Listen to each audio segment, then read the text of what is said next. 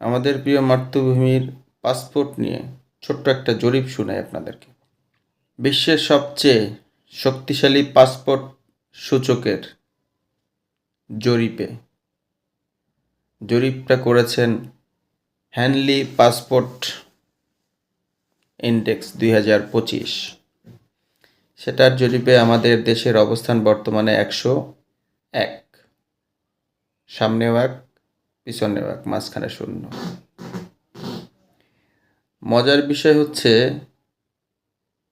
আপনারা যারা উগান্ডা নিয়ে ট্রোল করেন, এই জরিপে সেই উগান্ডা আমাদের সামনে, অনেক সামনে।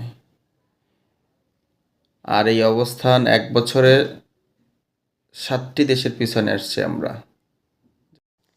তার সাথে আরও তথ্য হলো, বাংলাদেশের উচ্চশিক্ষিতর হার বেড়েছে, কিন্তু কমেছে দক্ষতার হার।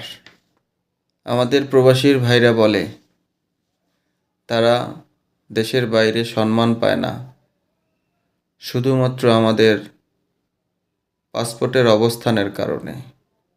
যারা সংস্কার চাচ্ছেন, সংস্কার শুধু কথায় নয়, রাজ্য পরিচালনার ক্ষেত্রেও দক্ষ হতে হবে।